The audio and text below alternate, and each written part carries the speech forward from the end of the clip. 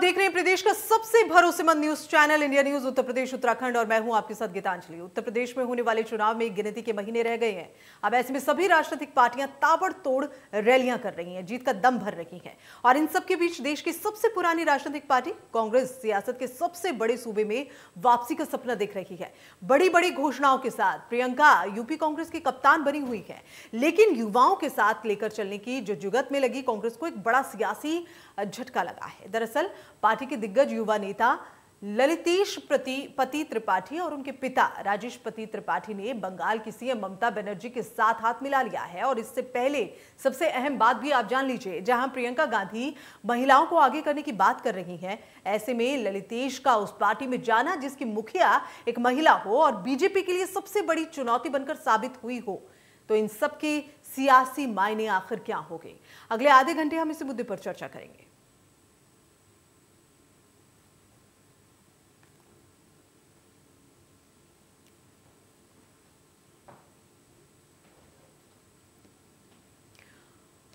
तो कांग्रेस में युवाओं को लेकर बात होती है। कांग्रेस में कहा जाता है कि युवा जो चेहरे हैं वो होने चाहिए, युवाओं को हम आगे रख रहे हैं, लेकिन उसके बावजूद युवा जो हैं वो लगातार पार्टी का दामन छोड़ रहे हैं।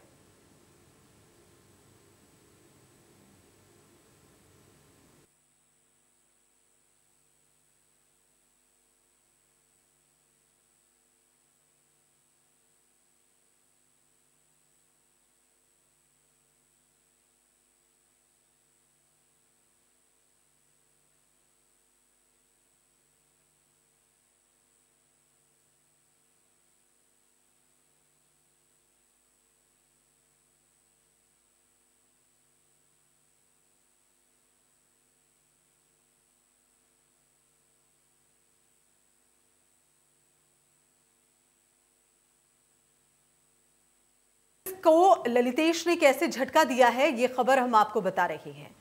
तमाम बातें हो रही हैं, कवायदें हो रही हैं कांग्रेस की ओर से, लेकिन युवा चेहरे जो हैं वो पार्टी का दामन छोड़ रहे हैं और दूसरी पार्टी में शामिल हो रहे हैं। अक्सर ऐसा होता है कि पार्टी का दामन छोड़कर दूसरी पार्टियों में शामिल होते हैं जो पार्टी के नेता लोग होते हैं, विधायक होते हैं, दल बदलते हैं, लेकिन जैसे जैसे चुनाव नजदीक आ रहे हैं ऐसे ऐसे अगर ये दल बदले जाएंगे तो फिर कांग्रेस की राह थोड़ी मुश्किल होगी। पहले ही अपने स्तर को तलाश रही है कांग्रेस उत्तर प्रदेश में काफी वक्त से। पिछले हमने देखा विधानसभा चुनाव के दौरान भी कांग्रेस के हाथ कुछ खास नहीं लगा है। अब ऐसे में कांग्रेस में जान फूंक रही है प्रियंका गांधी, लेकिन क्या प्रियंका गांधी वो चमत्कार पार्टी के लिए करके दिखाएंगे जिसकी उम्मीद की जा रही है? क्या धराशायी हुई कांग्रेस को एक बार फिर से मौका मिलेगा खुद को तलाशने का, खुद को तराशने का? ये तमाम सवाल जो हैं वो खड़े हो रहे हैं। आखिर क्यों पार्टी में ऐसा हो रहा है कि पार्टी के लोग पार्टी का दामन वो भी ऐसे वक्त में छोड़कर जा रहे हैं, कांग्रेस का हाथ छोड़कर जा रहे हैं दूसरे दलों में, जबकि कांग्रेस को सबसे ज्यादा जरूरत है ऐसे कार्यकर्ताओं की, ऐसे विधायकों की जो पार्टी में जान फूंक सकें, जो अलग अलग जो विधानसभा क्षेत्र हैं, अलग अलग जो विधानसभा सीटें हैं वहां पर अपना दबदबा दिखा सकें। लेकिन ये कैसे संभव होगा कांग्रेस के लिए? कांग्रेस कैसे अपनी जमीन तलाशेगी? ये सवाल अब यही उठ रहे हैं। तो अब देखना ये होगा कि किस तरह से जो कांग्रेस है वो अपने इन कार्यकर्ताओं को रोकेगी, अपने पार्टी के इन खास चेहरों को रोकेगी। ये एक बड़ा सवाल बना हुआ है और इसी पर हम चर्चा करेंगे। हम अपने साथ कुछ मेहमान जोड़ेंगे, लेकिन फिलहाल एक रिपोर्ट हमने आपको दिखाई और आपको बताया कि किस तरह से कांग्रेस की राह जो है वो मुश्किल हो गई है और कांग्रेस की राह मुश्किल कर रहे हैं कांग्रेस से जुड़े लोग। अब ऐसे में कांग्रेस किस तरह से अपने आप को जो है आने वाले चुनाव में मजबूती से रख पाएगी चुनावी मैदान में, ये एक बड़ा सवाल जरूर है। और इसके अलावा अन्य जो विपक्षी दल हैं उनको एक मौका जरूर मिलेगा ये कहने का कि देखें पार्टी अपने ही विधायकों को, अपने ही खास चेहरों को यहां वहां जाने से रोक नहीं रही है। तो विपक्ष को एक मुद्दा मिल जाएगा और लोगों तक ये बात पहुंचाने का कि जिस पार्टी के साथ आप जाने की अगर सोच भी रहे हैं उस पार्टी के लोग ही उस पार्टी का दामन छोड़ रहे हैं, तो आपके लिए एक विकल्प बचता है और वो विकल्प एक बड़ी राजनीतिक पार्टी अपना रख सकती है और उसके बाद कांग्रेस की राह जो है वो और मुश्किल हो सकती है। तो अपने आप को एक बार फिर से तलाशने की कोशिश जो है वो कांग्रेस पार्टी कर रही है, लेकिन फिर भी विफल साबित हो रही है। प्रियंका गांधी एक नया चेहरा, एक बड़ा चेहरा, क्या जान फूंक पाएंगी पार्टी में? धराशायी होती पार्टी में, पार्टी का दामन छोड़कर जाते जो लोग हैं उनको रोकने में नाकामयाब कांग्रेस पार्टी के लिए राह मुश्किल हो गई है।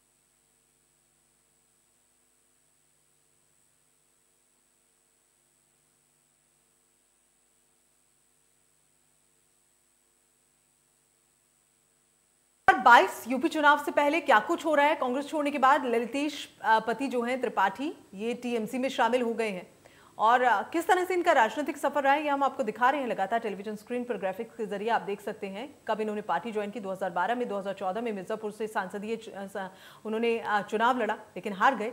2017 में विधानसभा चुनाव में भी उन्हें हार का सामना करना पड़ा।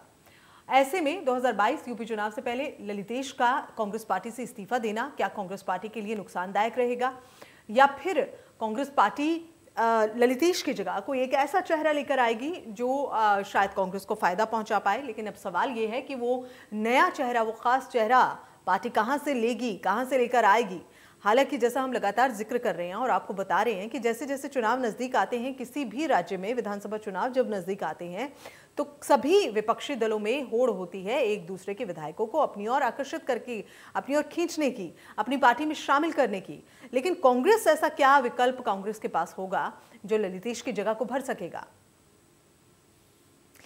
और आइए रुक कर रहे हैं अब अपने जो हमारे गेस्ट हैं उनकी और। चंद्रेश कुमार हमारे साथ जुड़े हैं, कांग्रेस प्रवक्ता हैं, डॉक्टर अभिषेक राय हैं, एसपी प्रवक्ता हैं, और संजय चौधरी बीजेपी प्रवक्ता, नीरज राय प्रदेश अध्यक्ष यूपी से, टीएमसी से हैं। अभिषेक राय जी से मैं जुड़ूं, लेकिन सबसे पहले चंद्रेश कुमार जी से ही पहला सवाल ले लेते हैं क्योंकि कांग्रेस पार्टी की यहाँ पर बात चल रही है। चंद्रेश जी, ये कैसे विफलता है? पार्टी का दामन थामने के बजाय पार्टी का साथ छोड़कर आपके विधायक, आपके कार्यकर्ता जो हैं अन्य विपक्षी दलों में शामिल हो रहे हैं, और ललितेश के बारे में कैसे कहेंगे, क्या कहेंगे? आप टीएमसी में शामिल हो गए हैं, कैसे भरेंगे ये जगह?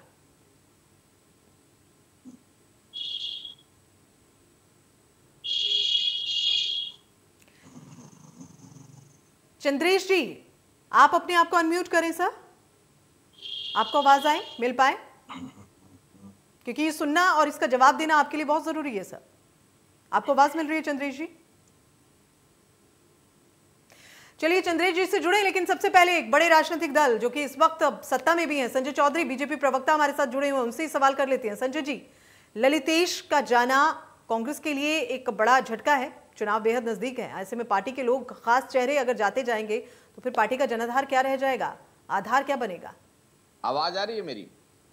कांग्रेस के लिए निश्चित रूप से बड़े मुश्किल दिन है। कांग्रेस का संगठन और कांग्रेस की पार्टी एक बहुत बड़े ऐसे दौर से गुजर रही है जहां केवल अंधेरा दिख रहा है। आपने ठीक कहा कि जो युवा चेहरे हैं, हमने देखा था कि युवा चेहरों से कांग्रेस एक समय बहुत मजबूत थी। आप देखिए, ज्योतिरादित्य सिंधिया हो, जितिन प्रसाद हो, ललितेश जी हो, ये कांग्रेस के एक यंगर फेस हुआ करते थे। लेकिन धीरे धीरे कांग्रेस से जो युवाओं का मोह भंग हो रहा है, उसके कारण कांग्रेस निश्चित रूप से बुरे से और बुरे दिनों की ओर अग्रसर हो रही है। और इसका कारण निश्चित रूप से केवल यही है कि कांग्रेस की नीतियां ऐसी नहीं है जो युवाओं को आकर्षित कर पाए और देश के लिए लोगों को प्रेरित कर पाए। कांग्रेस जो देश की सबसे बड़े राजनीतिक दल है, जिसकी बड़ी महत्वपूर्ण भूमिका थी, वे अपने नीतियों से, अपने सिद्धांतों से, अपने विचारों से, अपने कार्यक्रमों से देश की मूल आत्मा से अलग हो रहा है। और शायद इसीलिए युवा जो बड़े सपने देखता है, देश के लिए कुछ करना चाहता है, वो कांग्रेस से दूर हो रहा है। चलिए संजय जी, आपके इन तमाम सवालों के जवाब जो है हम चंद्रेश जी से ही ले लेते हैं। कांग्रेस से जुड़े हुए हैं हमारे साथ। चंद्रेश जी, अगर आपको हमारी आवाज मिल रही है तो संजय चौधरी जी को भी आपने सुना होगा। मैं चाहती हूँ कि आप आवाज आ रही है आप तक? बिल्कुल, आपकी आवाज आ रही है, सभी तक आ रही है। नमस्कार मैम, मैं आपकी भी बात को बहुत ध्यान से सुन रहा था और हमारे सीनियर प्रवक्ता भारतीय जनता पार्टी से थे, उनकी भी बात को मैं बड़े ध्यान से सुन रहा था। आपने कई तीखे सवाल कांग्रेस के ऊपर खड़ा किए और एक राजनीतिक दल के प्रवक्ता होने के नाते मीडिया के द्वारा इन तमाम तीखे सवालों का भी मैं ईमानदारी पूर्वक सामना करने की हिम्मत रखता हूं। निश्चित रूप से ललितेशपति त्रिपाठी जी कांग्रेस के एक स्तंभ थे, एक कद्दावर नेता थे, उनका सम्मान कांग्रेस के कार्यकर्ता करते हैं। लेकिन विचार करने वाली बात यह है कि क्या ललितेशपति त्रिपाठी जी के कांग्रेस से जाने से उत्तर प्रदेश के मुद्दे समाप्त हो गए? क्या कोरोना काल में जो भयावह स्थिति हमने देखा वह मुद्दे समाप्त हो गए? क्या हाथरस में जो घटना घटी, बलात्कार पीड़िता को कूड़े के ढेर पे चंद्रेश जी मुद्दों की बात करेंगे, लेकिन आज का जो हमारा जो आज का टॉपिक है चंद्रेश जी, टॉपिक भटक जाएगा सर। मैं सिर्फ आपसे इतना सवाल कर रही हूँ, एक युवा चेहरा, युवाओं की बात करते हैं, राहुल गांधी गाहे बगाए हर जनसभा में हमने देखा है। क्यों जा रहे हैं युवा आपकी पार्टी से? कहां विफलता? मेरी सवाल मेरा ये है सर, प्लीज इसी का जवाब क्या हो रहा है और क्या होना चाहिए। यदि कहीं भी अलोकतांत्रिक और असंवैधानिक हो रहा है तो उसके विरुद्ध आवाज उठाना बिल्कुल उठाइए सर, बहुत सारे प्लेटफॉर्म में बिल्कुल उठाइएगा। फिलहाल मेरी इस चर्चा में आप शामिल हैं, मेरे प्रश्न का जवाब दीजिए सर बस। यदि कहीं जाते हैं और आते हैं तो कोई राजनीतिक दल किसी को रोक तो सकता है नहीं। कांग्रेस ने भी उन्हें बहुत कुछ दिया है, उन्हें पहचान दिया है, उन्हें मंच दिया है। सर सवाल वही है, जो भी कुछ है कांग्रेस पार्टी की वजह से है। हाँ, अपने निजी हित अहित को ध्यान में रखकर वो कहीं जाते हैं, उनके लिए मंगलकारी भविष्य की हम कामना करेंगे, उज्जवल भविष्य की कामना करते, शुभकामना दे सकते हैं। चलिए, इस जगह को कैसे भरेंगे ये प्रश्न मेरा आपसे रहेगा, लेकिन इस पर हम और लोगों की राय भी ले लेते हैं। समय कम है चंद्रेश जी। प्रश्न बहुत महत्वपूर्ण है जो इस मंच से मैं उत्तर प्रदेश की जनता से भी पूछना चाहता हूं, विपक्ष से भी और ललितेशपति त्रिपाठी जी से भी पूछना चाहता हूं कि जब हाथरस की बेटी केस को जलाया जा रहा था, किसानों की हत्या लखीमपुर खीरी में हो रही थी, मनीष गुप्ता की हत्या गोरखपुर में हो रही थी, कोरोना काल में लाश तैर रही थी, उस समय विपक्ष कहां था? उस समय समाजवादी पार्टी, भाजपा पार्टी और भी दूसरे लोग जो। चलिए, समाजवादी पार्टी की आपने बात की है। अभिषेक राय हमारे साथ में जुड़े हैं। चंद्रेश जी, आपको रोकना चाहूंगी। अभिषेक जी, ये कैसे देख रहे हैं इस सवाल को भी जो कि चंद्रेश जी आपसे कर रहे हैं, और साथ ही कांग्रेस पार्टी में जो कुछ हो रहा है अंदर खाने, उसे कैसे देख रहे हैं आप? पार्टी के लोग पार्टी का दामन छोड़ के आगे पहुंच रहे हैं। चंद्रेश जी, आपको आपकी बात रखने का मौका दिया। अभिषेक जी, आप अपनी बात रखें। चंद्रेश जी, आप अपनी बात का जवाब आप दे चुके हैं, थोड़ा सा संयम रखिए सर। शाह, अमित, योगी, मोदी सब जो है उड़ चुके हैं। उत्तर प्रदेश में कांग्रेस को बड़ा समर्थन मिल रहा है। ठीक है सर, औरों को मौका दे बोलने का। चंद्रेश जी, नेतृत्व में उत्तर प्रदेश में कांग्रेस पार्टी बहुमत की सरकार बनाने जा रही है। चंद्रेश जी, आप थोड़ा सा संयम रखिए। बिल्कुल, वो जनता देखेगी सर, यत्र तत्र सर्वत्र वो जनता देखेगी। अभिषेक जी, कैसे देख रहे हैं इस बात को? देखिए, ये कांग्रेस का अंदरूनी मामला है, कौन उनको छोड़ के जा रहा है, कौन क्या कर रहा है, इस पे हम टिप्पणी करना उचित नहीं समझते। हम विफलता की बात कर रहे हैं सर, आखिर ऐसा क्यों हो रहा है? सवाल ये है। नहीं, मैं उसी बात पे गीतांजलि आ रहा हूँ ना कि उनका इंटरनल मामला है जी। अब उनके यहाँ नेताओं को दिक्कत हो रही है तो वो पार्टी छोड़ के जा रहे हैं, कई और पार्टियां ज्वाइन कर रहे हैं। इसके बारे में मैं कोई कमेंट करना नहीं चाहते, उनका आंतरिक मामला है। इसके बारे में कांग्रेस के हमारे मित्र जरूर बेहतर बता पाएंगे क्या दिक्कत है। ठीक है, अच्छा, तो यानी कि आप इस पर कोई टिप्पणी नहीं करना चाहते? विपक्ष में बैठे हैं आप, यानी कि कांग्रेस की नीतियों से ये ऐसा तो नहीं है सर कि ये महागठबंधन की तैयारी हो रही हो, कि कांग्रेस का साथ लेकर आप आगे बढ़ने की कोशिश में हो और ये कहीं ना कहीं एक सोच रखी हुई हो समाजवादी पार्टी ने, और इसीलिए कांग्रेस पर कोई भी टिप्पणी करने से आप बच रही हो? बहरहाल चलिए, मैं आपसे बात करूंगी। नीरज राय, प्रदेश अध्यक्ष, किसी से बचने की कोई कोशिश नहीं कर रहे। नीरज राय से भी राय जान लेते हैं। चलिए सर, ये तो आने वाला वक्त तय करेगा, ये आने वाला वक्त तय करेगा सर। पिछले चुनाव में भी हमने देखा था नीरज राय जी भी जुड़े हुए। राजनीतिक दलों में राजनीतिक नेताओं का दल बदलना बना रहता है, ये कोई बहुत बड़ी चीज और नई चीज नहीं है। ये होती आई है और हो रही है और आगे भी होगी। अच्छा, ये बात महत्वपूर्ण बात ये है कि मैंने जो सवाल खड़ा किया, आज जो कांग्रेस के नेता जो भी कांग्रेस छोड़कर गए हैं, कांग्रेस हारी, वो सभी लोग चुनाव हार गए, उनका निजी जनाधार क्या है? कांग्रेस से अलग होकर आप चुनाव लड़ने की स्थिति में नहीं है। दूसरी चीज, जो कांग्रेस के ऊपर सवाल खड़ा कर रहे हैं, जब उत्तर प्रदेश में जोर जुल्म अपने चरम पर था, अपराध अपने चरम पर था, उत्तर प्रदेश में 3 साल में 300 से अधिक ब्राह्मणों की हत्या हो गई। लेकिन सर चंद्रेश जी, आप इस बात को तो मानते हैं, अगर पार्टी के लोग ही पार्टी का दामन छोड़कर दूसरे दलों में पहुंच जाएंगे तो जनता पर भी, जनता के जहन पर भी इसका फर्क पड़ेगा। मीडिया कुछ मुद्दों को हाईलाइट करती है, कुछ नहीं करती है। हमारे जैसे हजारों लाखों कार्यकर्ता कांग्रेस से जुड़ रहे हैं। सर मीडिया की जो भूमिका होती है, मीडिया अपनी भूमिका करती है। अब मैं आपसे आपकी भूमिका पर बात कर रही हूँ, आप जवाब नहीं दे पा रहे हैं, आप मीडिया की भूमिका पर आ गए हैं। मैं आपसे सिर्फ यही पूछ रही हूँ कि क्यों आपकी पार्टी में ऐसा हो रहा है, आप कहां विफल हो रहे हैं सर? अगर आप इस विफलता को लेकर लोगों के बीच जाएंगे तो लोगों के जहन पर भी उत्तर प्रदेश की जनता कैसे देखेगी इस बात को कि जिस पार्टी के साथ जाने की आप उन्हें आप आकर्षित कर रहे हैं कि आप हमारी पार्टी के साथ में आइए, उस पार्टी के लोग ही पार्टी के साथ नहीं टिक रहे हैं, तो फिर सवाल का जवाब कैसे देंगे आप? चंद्रेश जी, मैं औरों की राय भी ले लूं सर, मेरा सवाल समझिए सर। चंद्रेश जी माफी चाहूंगी सर, मैं नीरज जी की भी राय ले लूं, मैं आऊंगी आपके पास, पूरा मौका मिलेगा, काफी देर से आपको मैं मौका दे भी रही हूं क्योंकि आपको शिकायत ना हो कि कहीं बीजेपी की बात सुनी जा रही है या अन्य दल की बात सुनी जा रही है, हमारी बात नहीं सुनी जा रही। नीरज राय जी, प्रदेश अध्यक्ष हमारे साथ जुड़े हैं। नीरज राय, कैसे देख रहे हैं आप इस बात को?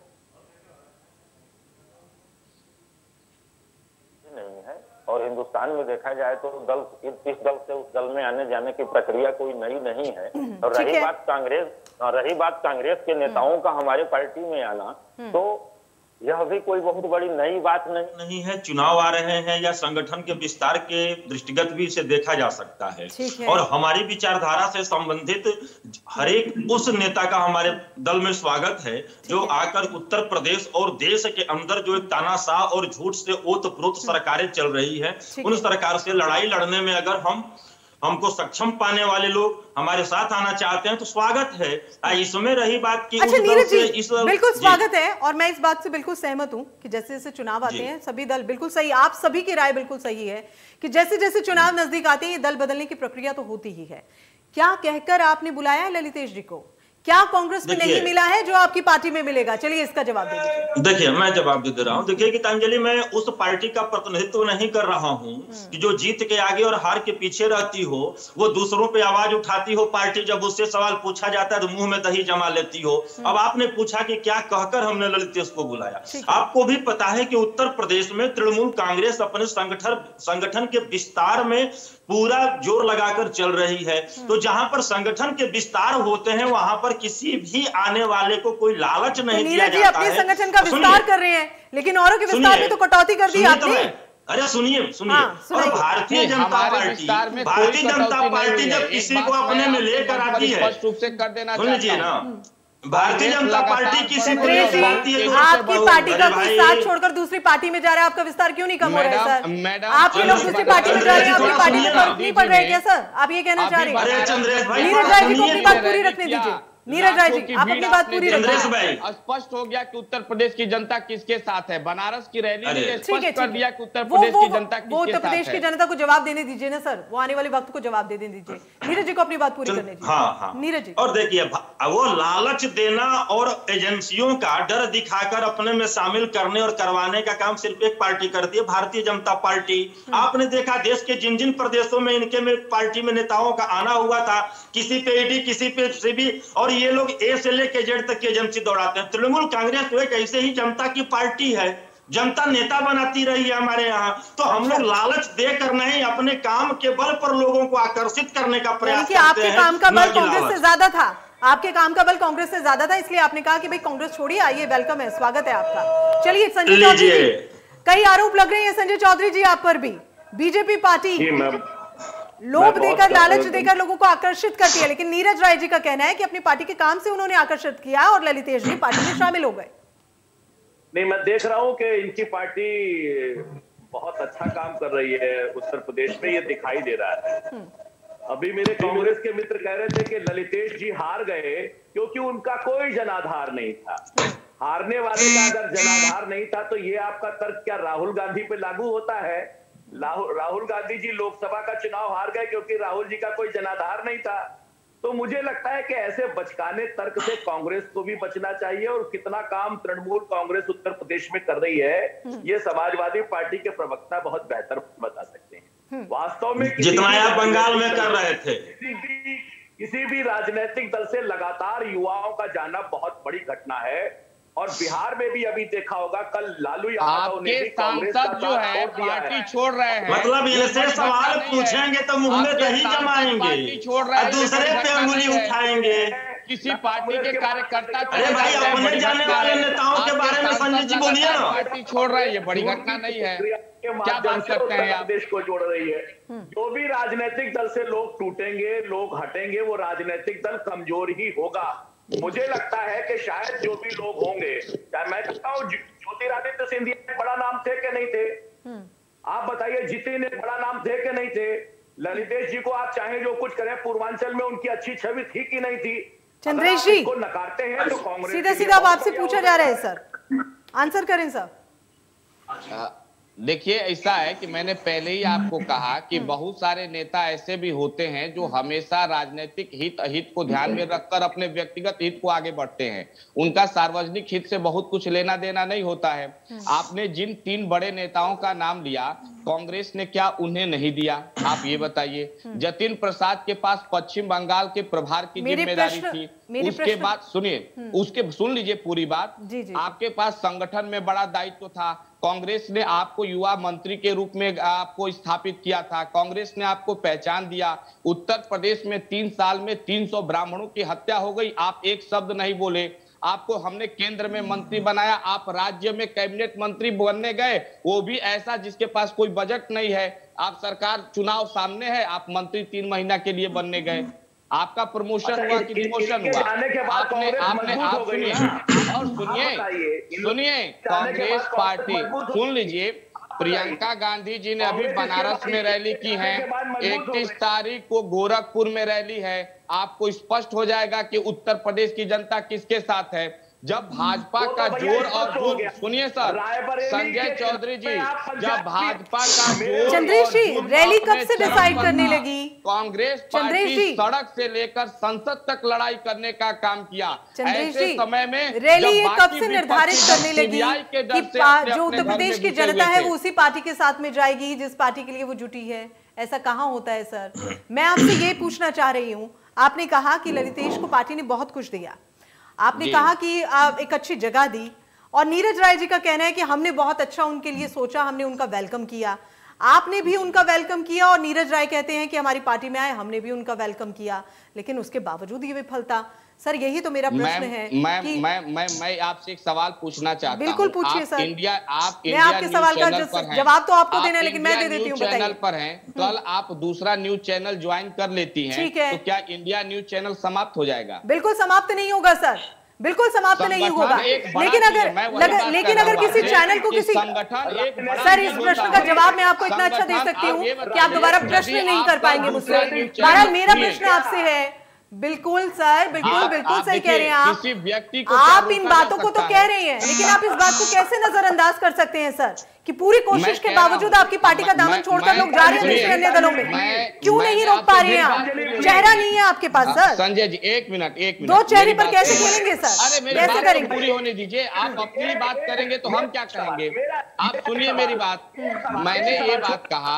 संजय जी जवाब ले लीजिए, चंद्रेश जी को अपनी बात पूरी करनी है। कांग्रेस छोड़ कर गए, मैं इसे कांग्रेस की एक क्षति के रूप में देखता हूँ, लेकिन उनका दूसरे दल में जाना एक निजी स्वार्थ को दर्शाता है और इसमें हम कुछ नहीं कर सकते शुभकामना देने के अलावा। कार्यकर्ता भी नौकरी करते हैं क्या? राजनीतिक दल के कार्यकर्ता भी नौकरी करते हैं क्या? सर सीधी सी बात है, आपके दल में तो नहीं मिल रहा, जो उन्हें चाहिए था तो वो चले गए।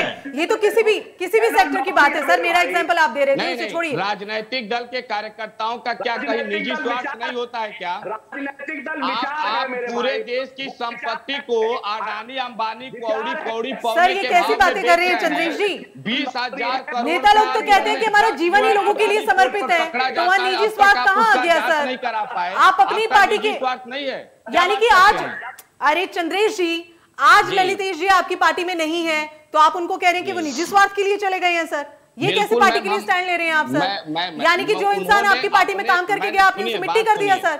ये तो आपने खुद ही कर दिया सर। कि उनका अपना निजी हित अहित हो सकता है, उन्होंने अपने निजी हित अहित को ध्यान में रखकर जो निर्णय लिए, तो वही कह रहे हैं ना, आपके निजी हित के लिए चले गए। यानी कि ललितेश जी को आप लोगों के बीच में बता रहे हैं कि निजी हित के लिए वो अपना दल बदल सकते हैं। कार्यकर्ता थे, मजबूत सिपाही थे, उस रूप में कांग्रेस तो मजबूत सिपाही को क्यों नहीं रोका गया सर? आपको तो मजबूत सिपाही की बहुत जरूरत है। आप अभिषेक राय जी, आप बहुत चुप होके बैठे हैं सर। आप ये कैसे समझ ली कि हमने उनसे सामंजस्य बैठाने की कोशिश नहीं की होगी? हो सकता है कि लेकिन फिर भी विफल हो गए सर। कोशिश की लेकिन फिर भी विफल हो गए सर।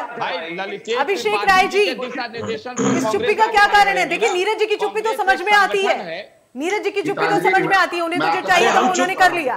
लेकिन हम चुप कहाँ हैं भाई? हम कहाँ चुप हैं? आप स्टैंड रखिए सर, बात रखिए आप अपनी। अभिषेक जी रखिए सर, अपनी बात रखिए। अभिषेक राय जी, आवाज मिल रही है आपको? गीतांजलि जी, सवाल क्या पूछ रहे हो? अभिषेक जी, मैं सवाल ये पूछ रही हूं कि ये पूरी चर्चा आप सुन रहे हैं इस वक्त, बीजेपी के और कांग्रेस के आरोप भी सुन रहे हैं, निजी स्वार्थ की बात भी आप सुन रहे हैं, और ये भी सुन रहे हैं कि सभी राजनीतिक दलों में ऐसा होता है। कितनी सहमति रखते हैं इन तमाम प्रश्नों पर, इन तमाम आरोपों पर, इन तमाम बातों पर, और आने वाले उत्तर प्रदेश के चुनाव को लेकर इस तरह के फेरबदल को कैसे देखते हैं? देखिए, ये बहुत, जो भी लोग होते हैं वो कहते हैं कुछ अवसरवादी लोग होते हैं, उन्हें पता होता है कि किस राजनीतिक दल की हवा चल रही है। जैसे आप अभी देखें, हमारे दल में कितने लोग अन्य दलों से आ रहे हैं, रोज ज्वाइनिंग हो रही है। हमारे पास ज्वाइनिंग की डेट देने के लिए समय कम हो गया। अभी आप बहुत जल्दी देखेंगे कि एक बड़ी पार्टी के कम से कम 50 से 100 विधायक हमारी पार्टी ज्वाइन करने वाले हैं। अच्छा, ये बड़ी पार्टी कौन है सर? चलिए ये भी बता दीजिए ना सर। सभी पार्टी के लोग तो जुड़े हैं, थोड़ा इशारा भी दे दें आप। बड़ी पार्टी मैं गीतांजलि, मैं बता तो रहा हूँ आपसे कि अभी आप देखें किससे बड़ी पार्टी मान रहे हैं? मैं वही बता रहा हूँ, बड़ी पार्टी। अभी देखिए, हमारी पार्टी में रामचंद्र राजभर जी है, बलपुराम वर्मा जी है, कितने लोग अभी ज्वाइन कर रहे हैं। आज हमारी मऊ में रही है, वहां पे हमारे कितने दलों के साथ गठबंधन हो रहा है। हमारे यहाँ नेताओं की भीड़ लगी है, जमघट है, सबको पता है। कहा कर दिया आपने कि गठबंधन हो रहा है सर? जनता का इशारा आ रहा है उनकी तरफ। ठीक है, जनता ने अभी पंचायत चुनाव में भाजपा को दिखाने का आईना का काम किया, साहब काम नहीं करोगे तो वोट नहीं मिलेगा। हम नंबर 1 थे जहां बैलेट से चुनाव हुआ। तो जनता बहुत अच्छे से समझती है कि जनता के मुद्दे उठाने के लिए कौन सी पार्टी खड़ी है। संजय चौधरी जी, बड़े दल से लोग शामिल हो रहे हैं समाजवादी पार्टी में, कुछ नाम तो ले लिए गए हैं, कुछ नाम पता लग जाएंगे। बिल्कुल बिल्कुल, आज पता चलेंगे। अब आप समझ रहे होंगे कि कहाँ कहा जा रहा है सर। समाजवादी पार्टी के मित्र की बात सुन रहा था। दरअसल सच अक्सर मुंह से निकल जाता है। इन्होंने कहा बहुत सारे अवसरवादी लोग होते हैं जो चुनाव के समय दल बदल लेते हैं। तो इनके यहाँ केवल अवसर की तलाश में अवसरवादी लोग, जिनका मूल्यों के सिद्धांत, और आपके यहाँ क्या होता है, वही लोग इनको ज्वाइन कर रहे हैं। ये समाजवादी पार्टी के अधिकृत प्रवक्ता ने डर अच्छा है, डर अच्छा है, डर अच्छा है, डर बहुत अच्छा है। इसको मानिए कि इस राजनीतिक दल के मूल्यों से, विश्वासों के प्रति कोई भी व्यक्ति इनके पास सिद्धांतों के लिए नहीं आ रहा है। संजय जी, आपकी बड़ी इज्जत करता हूँ। संजय जी, आपकी बहुत इज्जत करता हूँ। इससे सबसे बड़ी ब्रेकिंग न्यूज हो सकती है कि समाजवादी पार्टी में आने वाले लोग अवसरवादी हैं। ऐसा समाजवादी, मेरे को 1 मिनट जरा समय दिया, कुछ सेकेंड, कुछ समय दिया। जो लोग आ रहे हैं उनको स्वीकार कर लिया कि वे रिजल्टेड है, अवसरवादी है, मूल्यों और सिद्धांतों के प्रति उनकी कोई निष्ठा नहीं है। इन्होंने अभी संजय चौधरी जी ने कहा कि बड़ा खबर हो सकता है, एक शब्द इन्होंने कहा कि बड़ा खबर हो सकता है। एक सेकेंड चलिए संजय जी, जवाब ले लें आप सर। संजय जी थोड़ा सा संयम रखिए। मेरा गला खराब है, फिर मुझे 10 सेकंड, एक सेकेंड 10 सेकंड जरूर चाहिए। जी बिल्कुल बिल्कुल, मुझे 10 सेकंड जरूर चाहिए। नीरज राय जी कुछ कहना चाह रहे हैं। नीरज राय जी, संजय जी आपको रोकना चाहूंगी। चंद्रेश जी थोड़ा सा वक्त लें आप सर, मैं बिल्कुल आपके पास आऊंगी। नीरज जी कुछ कहना चाह रहे हैं। संजय जी की गीतांजलि देखिए, थोड़ा ये संजय जी तृणमूल कांग्रेस के बारे में बता रहे हैं। चंद्रेश जी आज आपके चैनल पे नीरज जी के पास ही गए हैं ललितेश जी, जरा उनसे जवाब तो ले लीजिए सर, आपके लिए बहुत जरूरी है। नीरज जी आप अपनी बात। मैं जवाब दूंगा संजय जी की बातों का। संजय जी कह रहे थे तृणमूल कांग्रेस कितना काम कर रही है पता है आपको, वाकई पता है कि तृणमूल कांग्रेस कितना काम कर रही है संजय जी? ये तो आपके पार्टी के जादूगर को पता चल गया था बंगाल के चुनाव में, और पता चल रहा है गोवा और त्रिपुरा में कि आप लोग कितने डरे हुए और हतोत्साहित हैं। और रही बात आपने कहा अवसरवादी नेताओं की, तो अभी बंगाल के चुनाव में ए से लेके जेड तक की एजेंसी लेके दौड़ाए हुए आप लोग घूम रहे थे। अरे आपसे बड़ा अवसरवादी राजनीतिज्ञ कौन है इस समय देश के अंदर? और आप लोग वही पार्टी से संबंधित हैं कि दूसरों के घरों में झांकने का काम करेंगे, लेकिन आपसे सवाल पूछे जाएंगे तो मुंह में दही जमा के बैठ जाएंगे। अरे मुद्दों पे राजनीति होती है, मुद्दों पे। अगर आप किसी को अपने में लेकर जाते हैं तो राष्ट्रवादी और मुद्दा से समर्पित होता है, और जो कोई दूसरा जाता है दूसरे में जाता है तो अवसरवादी होता है। अवसरवादिता तो आपने राष्ट्र के साथ दिखाया कि महंगाई के चरम पे पहुंचती जा रही है। डीजल पेट्रोल के लिए सड़क पे उतरने वाले आज अपने मुंह पे टेप लगा के बैठे हुए हैं। गैस सिलेंडर देखा जाए तो कहां से कहां पहुंच रहा है। बेरोजगार जो है अपने चरम पे बेरोजगारी पहुंच रही है। इससे बड़ा शर्मसार संजय चौधरी जी। मैम ऐसे डिबेट नहीं होगा, एक एक करके सब लोग अपनी बात रखें। चलिए चंद्रेश जी आप ही रखिए। देखिए डिबेट चंद्रेश जी, नीरज जी ने तो आपके सुर से सुर मिला ही दिए हैं। चंद्रेश जी आप अपनी बात रखिए, काफी देर से कुछ कहना चाह रहे हैं। अभी हमारे भारतीय जनता पार्टी के आदरणीय प्रवक्ता ने कहा खबर चलना चाहिए। हाँ। खबर इस बात का भी चलना चाहिए कि 20,000 करोड़ का ड्रग्स अडानी पोर्ट पर पकड़ा जाता है और प्रधानमंत्री चुप्पी साधे हुए हैं।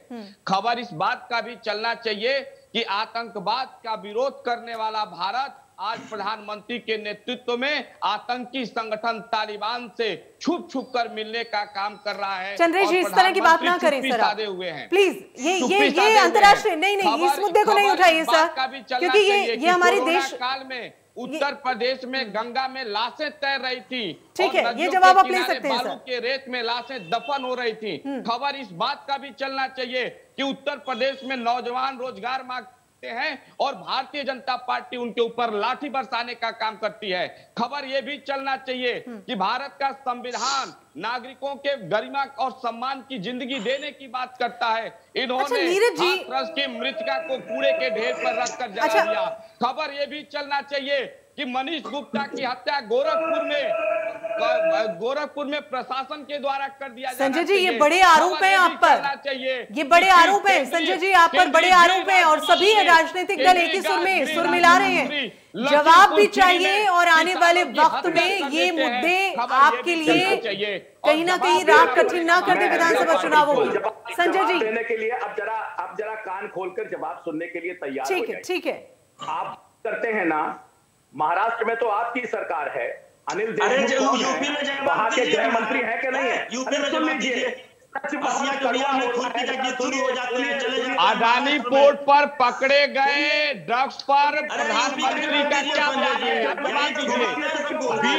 अभिषेक जी, चंद्रेश जी, नीरज जी थोड़ा सा संयम रखिए सर। आप प्रश्न पूछिए तो उत्तर तो ले लीजिए सर, थोड़ा सा। अभिषेक जी, नीरज जी थोड़ा सा संयम रखिए सर, आपको पूरा मौका मिला था अपनी बात को रखने का, थोड़ा सा प्लीज। संजय जी अपनी बात रखिए, सब तमाम आरोप लग रहे हैं आप पर। महाराष्ट्र के गृह मंत्री, वहां तो सरकार आपकी है, वो पिछले 3 महीनों से फरार क्यों है? कभी आपको वो बात नजर आरोप जी आप उत्तर प्रदेश में रहिए, महाराष्ट्र में तो आपकी सरकार है, आज भी वहां उत्तर प्रदेश में रहिए, उत्तर प्रदेश में। चलिए संजय जी चूंकि चुनाव भी उत्तर प्रदेश में है, उत्तर प्रदेश के मुद्दों पर बात करें, बिल्कुल सही बात है, पास नहीं है। आप उत्तर प्रदेश के मुद्दों पर बात करें संजय जी। एक भी जवाब भारतीय जनता पार्टी ने नहीं दिया। आज उत्तर प्रदेश की जनता ये देख रही है। मैडम आपके सर एक एक कर जवाब दें आप, ऐसे कैसे होगा ऐसे सर? लोग सुन रहे हैं, आपको देख रहे हैं सर, अभी विधानसभा चुनाव है सर, प्लीज संयम रखें एक एक करके। संजय जी आप अपनी बात को पूरा करें जी, थोड़ा सा संयम। मैं कह रहा हूं ना कि जिनकी पार्टी की राष्ट्रीय अध्यक्ष भी 2 साल से अपने संसदीय क्षेत्र में न गई हो, वो राजनीतिक दल बड़ी मतलब इस पे तो मेरे सवालों का ये जवाब तो नहीं है ना, मेरे सवालों का ये तो जवाब नहीं है ना सर। संजय जी उत्तर प्रदेश के संदर्भ में बात हो रही है, उत्तर प्रदेश के कई ऐसे मुद्दे हैं जो आपके लिए दिक्कत कर सकते हैं आने वाले वक्त में। आपसे जनता सवाल मांग सकती है, सवाल पूछ सकती है, तो प्लीज उत्तर प्रदेश की बात करें संजय जी। चलिए उत्तर प्रदेश की बात कर लीजिए, जवाब ले लीजिए ना सर। अभिषेक जी थोड़ा संयम रखिए ना सर, उत्तर प्रदेश की बात आ रही है, सुन लीजिए ना, आप चाह रहे थे उत्तर प्रदेश की बात। जी संजय जी, उत्तर प्रदेश में बात करिए सर।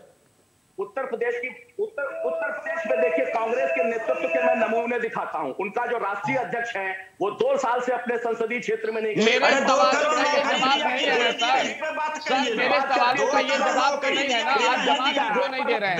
आप प्रश्न मत घुमाइए, आप जवाब दीजिए। आपको हम बोलने नहीं देंगे तब तक जब तक हम जवाब नहीं देंगे। एक सवाल ले लीजिए, एक सवाल चंद्रेश जी, एक सवाल ले लीजिए। अब चंद्रेश जी सवाल किया तो उत्तर तो ले लें सर प्लीज।